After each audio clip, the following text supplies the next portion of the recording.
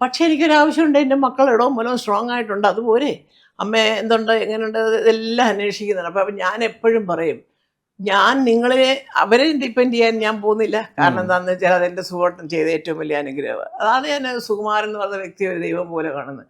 ഞാൻ ഇരിക്കുന്നിടത്ത് എനിക്ക് ജീവിക്കാനുള്ള കാശ് അദ്ദേഹം ഉണ്ടാക്കിയിട്ടുണ്ട്, സുഖമായിട്ട് ജീവിക്കാൻ അല്ല. അപ്പോൾ അതുകൊണ്ട് എനിക്കിങ്ങനെ മാസം മക്കളെ നിന്ന് വാങ്ങിച്ചിട്ട് വേണം അരി വാങ്ങിക്കാൻ, മരുന്ന് വാങ്ങിക്കാൻ, അതില്ല. അത് ഈശ്വരനോട് നന്ദി പറയുന്നത്, എൻ്റെ സുഖത്തിനോടും ഞാൻ നന്ദി പറയും. ഇപ്പോഴും ജോലിയും ചെയ്യുന്നുണ്ട്. തീർച്ചയായിട്ടും അതെ. അതിൻ്റെ കൂടെ ഇപ്പോൾ കിട്ടുന്ന ജോലിയല്ല എനിക്ക് ബോണസാണ്. ഞാൻ കൊണ്ട് ബാങ്കിലിടും. അപ്പോൾ എനിക്ക് ഇഷ്ടംപോലെ കൊച്ചുമക്കൾക്ക് ഒരു ഓണം വന്ന് ഒരു ഉടുപ്പ് വാങ്ങിച്ചാൽ എൻ്റെ മക്കൾക്ക് ഇപ്പോഴും അതെ. ആഹാ, അവർ ചോട്ടുകൊണ്ടിരുന്ന ചില താമസിച്ചാലും ഓണത്തിന് ഞാൻ എൻ്റെ വക ആ കസവും കൊണ്ടും ഷർട്ടും ആദ്യമേ അങ്ങ് കൊടുക്കും. പിറന്നാളിന് ഓണത്തിനൊക്കെ കൊടുക്കും. അതൊരു സന്തോഷമാണ് കേട്ടോ, അവർക്കും സന്തോഷമാണ്. അവർക്കറിയാം ഓണം ആകുമ്പോൾ അമ്മ അതുമൊക്കെ ആയിട്ട് വരുമെന്നറിയാം. അതൊരു പഴയ രീതിയാണ് ഞങ്ങളുടെ കുടുംബത്തിൽ. എന്നാലും അത് കൊടുക്കും. അതിനൊന്നും ഞാൻ അവരുടെ നിന്ന് പൈസ വാങ്ങിച്ചിട്ടല്ല. അവിടെയാണ് എനിക്ക് എൻ്റെ സുഖേട്ടനും ഞാനിപ്പോൾ ജോലി ചെയ്യുന്ന കിട്ടുന്ന കാശിൻ്റെയും ഒരു പ്രയോജനം. എനിക്ക് കൂടുതൽ സന്തോഷം തരുന്ന അവിടെ. ആരെ ആശ്രയിക്കാതെ ഞാൻ ഒരു മക്കളെ പടലിൽ കയറി ജീവിക്കുന്ന ആളല്ല, ഒരിക്കലുമല്ല. അവരുടേതായ ബുദ്ധിമുട്ടുകളും അസൗകര്യങ്ങളും എല്ലാം എനിക്കറിയാം. അവർക്ക് അവരുടെ സ്വാതന്ത്ര്യത്തിനോട് അതിൻ്റെ ഇടയിൽ കൂടെ കിടന്നുകൊണ്ട് ഇനിയിപ്പോൾ നമ്മൾ ഇനി കൂടെ കയറി താമസിച്ചാലും അപ്പോൾ അത് അവർക്ക് എന്തെങ്കിലും ഒരു അവരുടേതായ ഒരു വ്യക്തിപരമായ കാര്യങ്ങൾ സംസാരിക്കാനും അമ്മ ഇരിക്കും എന്നിട്ട് ഇപ്പോൾ വരും. അതല്ലേ ഇപ്പം എനിക്കാണെങ്കിലും വരത്തില്ലേ. ഇപ്പം സുഖേട്ടൻ്റെ അമ്മ ഇരിക്കുമ്പോൾ എനിക്ക് സുഖേട്ടനോട് പറയാവുന്ന കാര്യങ്ങൾക്ക് ഒരു ലിമിറ്റേഷൻ ഉണ്ടാവും. അല്ലാത്തപ്പോൾ എന്തോ സുഖേട്ടൻ ഇന്നലെ 2 അടിച്ചല്ലേ എന്നൊക്കെ പറയും, നമുക്ക് ചോദിക്കാം. ഇപ്പോൾ അമ്മ ഇരിക്കുമ്പോൾ പറ്റുമോ? അപ്പം അങ്ങനെ ഇപ്പം ഇവിടെ വെള്ളമടിക്കാരെന്നുള്ളതല്ല, പക്ഷെ അങ്ങനെയുള്ള കാര്യങ്ങൾ നമുക്ക് നമ്മുടേതായ ഒരു ഫ്രീഡം കിട്ടുന്നത് അതാണ് നല്ലത്. പക്ഷേ ഇന്ന് ഫ്രീഡം എന്നുള്ള വാക്കിനെ പലതരത്തിൽ ഇൻ്റർപ്രിറ്റ് ചെയ്യുന്നുണ്ട് പലരും. അത് ശരിയല്ല. ഞാൻ ഈയിടെ ഞാൻ സംസാരിച്ചു ഈ സ്ത്രീ ശാക്തീകരണത്തിനെ കുറിച്ച്.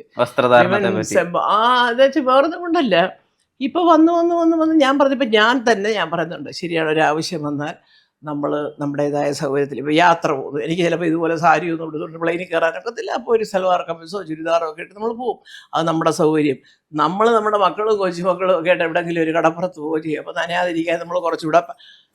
പക്ഷേ ഒരുപാട് മാന്യദേഹങ്ങൾ വരുന്ന ഒരു സദസ്സിൽ നമ്മൾ പോകുമ്പോൾ നമ്മൾ ആരുടെ മകള് എങ്ങനെ നമ്മളെ വളർത്തി, ഇതെല്ലാം ഒരു വലിയ പോയിന്റ് തന്നെയാണ്.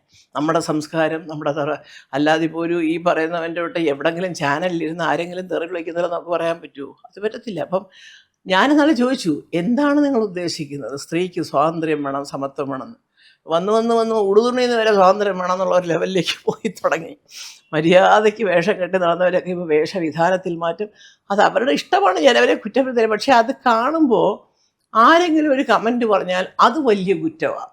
അതാണ് തെറ്റ്. അതിനൊന്നും ഞാൻ ആണുങ്ങളെ പറയത്തില്ല. ഉടനെ പറയും വലിയ സ്ത്രീ വിരോധി എന്ന് പറയും, വലിയ ചേച്ചി. അല്ലല്ലല്ല, അത് നമ്മൾ പറയിപ്പിക്കുന്നതാണ്.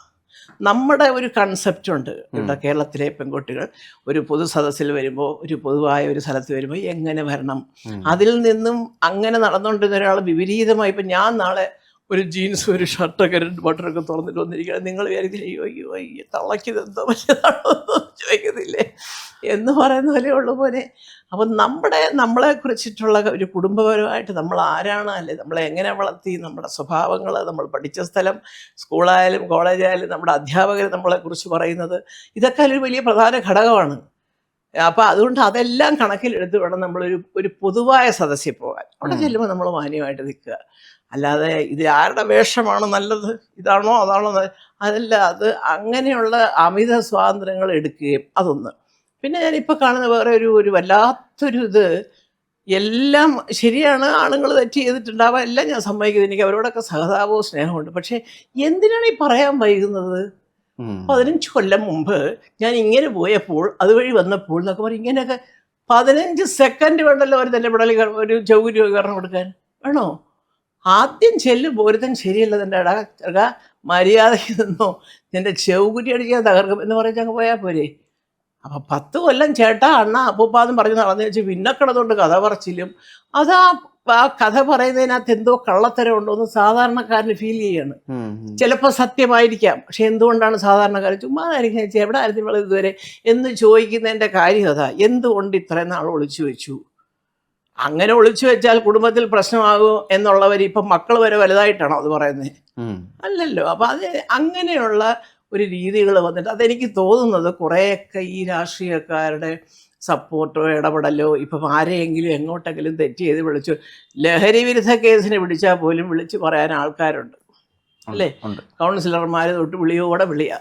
ഞാൻ അതാണ് പറഞ്ഞത്, അതൊന്നും സമ്മതിക്കരുത്. പോലീസുകാരും മിടുക്കന്മാരായിട്ടുള്ള ഓഫീഷ്യൽസ് ഉണ്ടെങ്കിൽ അവരെ വിളിച്ച് മീറ്റിംഗ് കൂടി അവർക്കൊരു സ്വാതന്ത്ര്യം കൊടുക്കുക. ഞാൻ ബഹുമാനപ്പെട്ട മുഖ്യമന്ത്രിയോട് ഞാൻ എപ്പോഴും പല പ്രസംഗങ്ങളിൽ ഞാൻ പറയുന്നത്, അദ്ദേഹത്തിന് അങ്ങനെ ഒരു ആജ്ഞാശക്തി തുടക്കം മുതലുണ്ടായിരുന്നു. ഇപ്പോൾ കുറച്ചൊരു പാർട്ടി അണികൾ, അതെല്ലാ പാർട്ടിയിലും ഉണ്ട് കേട്ടോ, ഞാൻ കമ്മ്യൂണിസ്റ്റുകാരല്ല, കോൺഗ്രസ് ആയാലും BJP ആയാലും കുറച്ച് അണികൾ പറയുന്നത് കേട്ടേ പറ്റുള്ളൂ ആര് ഭരിച്ചാലും.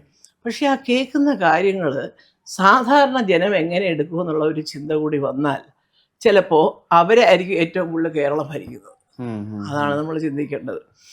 എന്ന് പറയുന്നത് പോലെ ഈ പെണ്ണുങ്ങളുടെ സ്വാതന്ത്ര്യത്തിൻ്റെ കാര്യമാണെങ്കിലും ആണുങ്ങളുടെ വേണ്ടാതനത്തിൻ്റെ കാര്യമാണെങ്കിലും ഇതൊക്കെ പറയേണ്ട സമയത്ത് പറയുക, ശിക്ഷിക്കേണ്ട സമയത്ത് ശിക്ഷിക്കുക. അങ്ങനെ ഒരു സംവിധാനം കൊണ്ടുവരണം. എന്താ എത്ര പ്രയാസം? അതിനുള്ള കഴിവുള്ള നേതാക്കന്മാരൊക്കെ നമുക്ക് പഴയ നേതാക്കന്മാർ തന്നെ ഉണ്ട്. ഇപ്പോഴത്തെ പുതിയ പിള്ളേർക്കായിരിക്കുമല്ലോ അല്ലേ? ഇപ്പം നമ്മൾ കാണുന്നതൊക്കെ കണ്ടാലേ കേരളം ഇത് എങ്ങോട്ട് പോകാൻ തോന്നുന്നു, നമുക്ക് പേടിയാണ്. കൊച്ചു പിള്ളേർ വരെ സ്കൂളിൻ്റെ പുറകെ ചെന്ന് മറഞ്ഞു നിന്നുകൊണ്ട് സിഗരറ്റ് വലി, ഇതൊക്കെ ആരാണ് ഇവനൊക്കെ കൊണ്ട് കൊടുക്കുന്നത്? ഞങ്ങളൊക്കെ പണ്ട് കോട്ടൺ ഹിൽ സ്കൂളിൽ പഠിക്കുമ്പോൾ ഗേറ്റ് അടച്ചിട്ടേച്ച് അവിടെ അടുത്ത് നിൽക്കും. ഒരാൾ വന്ന് കയറിയാൽ ആരാ എന്താന്ന് ചോദിക്കും. ഇത്രയും കച്ചവടം നടത്താൻ സമ്മതിക്കത്തില്ല. അതിൻ്റെ എതിർവശത്തെ കടയിൽ പോയി മുട്ടായി വാങ്ങിച്ചോണം, നല്ല കട. ഇപ്പോൾ വഴിനീളമില്ല, ഉന്തുവണ്ടിയാണ് സ്കൂളുകളുടെ നടയിൽ. അതൊക്കെ എന്താണ്? അതൊന്നും സമ്മതിക്കരുത്. ഇത്ര ഏരിയ അവിടോട്ട് കച്ചവടം ബാൻഡാന്ന് തന്നെ പറയണം. അതൊക്കെ ചെയ്യാവുന്ന കാര്യങ്ങളാണ്, ഈസിയായിട്ട് സാധിക്കുമെന്നല്ല. അതൊന്നും ശ്രദ്ധിക്കാൻ നേരമില്ല. എല്ലാവരും അവരവരുടെ സാമ്രാജ്യം വളർത്താനുള്ളൊരു തത്രപ്പാടിൽ ഓടി നടക്കുമ്പോൾ പ്രധാനപ്പെട്ട കാര്യങ്ങളാണ് നിസ്സാരം എന്നുള്ള പേരിൽ വിട്ടുപോകുന്നത്. അതുണ്ടാവാതിരിക്കട്ടെ എന്ന് ഞാൻ പ്രാർത്ഥിക്കുന്നു. ഈ കുട്ടികൾക്കിടയിൽ ഈ വയലൻസ് കൂടി വരിക, കൂടപ്പിറപ്പുകളെ അച്ഛനമ്മയൊക്കെ തന്നെ കൊല്ലുക, ഈ വാർത്തകൾ കാണുമ്പോൾ അസ്വസ്ഥത ഉണ്ടാവാറില്ലേ? അയ്യോ കൊള്ളാം, എന്തുവാ ഈ പറയുന്നേ? ഒരു വീട്ടിലെ ഒരു സന്തതി വീട്ടിലുള്ള 5 പേരെ കൊല്ലുകയെ. അപ്പോൾ ഒരാളെ കൊന്നേച്ച് കൂളായിട്ട് 1.5 കിലോമീറ്റർ സഞ്ചരിച്ച് ഞാൻ അടുത്തവനെ കൂടെ കൊന്നിട്ട് വരാം കേട്ടോ എന്ന് പറഞ്ഞ് പോകുന്നതല്ലേ അയാൾ പോകുന്നത്? എന്താണ് അവൻ്റെ മാനസിക പ്രശ്നം? ഒന്ന് അന്വേഷിക്കട്ടെ. അങ്ങനെയാണെങ്കിൽ പിന്നെ ഇതിൻ്റെ അന്വേഷണമാണ്. തെളിവ് വേറെ വിദേശത്തെക്കാണ് ആയിരിക്കണം ചെടിയെ കൊണ്ട് കെട്ടിത്തൂക്കിയിട്ട് അന്നേരം വെടിവെച്ച് താഴെ ഇടും. ഒരു തെളിവെടുപ്പും വേണ്ട, കൊന്ന ശവം നമ്മുടെ കയ്യിൽ ഇരിക്കല്ലേ. എന്താ തെളിവ്? എന്തിനു കൊന്നു, എങ്ങനെ കൊന്നു? ആ പറയുന്ന ആൾ തന്നെ പറഞ്ഞ് ഞാൻ തന്നെയാണ് കൊന്നത് 5 പേരെ എന്ന്. ഇനി എന്തപ്പോൾ തെളിവ് വേണ്ടേ? അതല്ല, അങ്ങനെയല്ല. നമ്മൾ ഏത് വഴി കൂടെയാണ് ഈ കൊന്നത്, എങ്ങനെ കൊന്നു, ഇതിൻ്റെ പേരും പറഞ്ഞൊരു 6 മാസം നടക്കും. അതെനിക്ക് പലപ്പോഴും സത്യം പറയുക, എനിക്ക് ആകെ വിശ്വാസം എനിക്ക് ജുഡീഷ്യറിയില്ല. നല്ല ഈ വിധി പറയുന്ന ജഡ്ജിമാരും എല്ലാം ഇവിടെ ഉണ്ട്. അത്ര 6 മാസം 8 മാസം അത് കഴിഞ്ഞ് 7 കൊല്ലം ഇങ്ങനെയൊക്കെ ഒരു കേസ് താമസിക്കുമ്പോൾ നമുക്ക് തോന്നുക എന്തിനിങ്ങനെ ഇട്ട് വലിച്ചു നീട്ടുന്നേ? എവിടൊക്കെയോ എന്തൊക്കെയോ കള്ളത്തരം നടക്കുന്നുണ്ട്. അതെല്ലാം ഒന്ന് നടത്തി തീർക്കാൻ വേണ്ടിയാണോ എന്ന് തോന്നിയാൽ അത് തെറ്റാണെന്ന് പറയാൻ പറ്റില്ല. അപ്പം എൻ്റെ കാര്യം വിട്ടുള്ളൂ. ഇപ്പം നമ്മുടെ അടുത്ത് അതെന്തമ്മ 2017-18 നടന്നല്ലേ, 2024 ഇതുവരെ ഒന്നും ആയില്ലേ എന്ന് ചോദിക്കുന്നവന് നിയമത്തെപ്പറ്റി അറിയില്ലായിരിക്കാം, അല്ലെങ്കിൽ പോലീസ് സംവിധാനത്തിനെ കുറിച്ച് അറിയില്ലായിരിക്കാം. പക്ഷെ അത് സ്വാഭാവികമായ ഒരു സംശയമാണത്.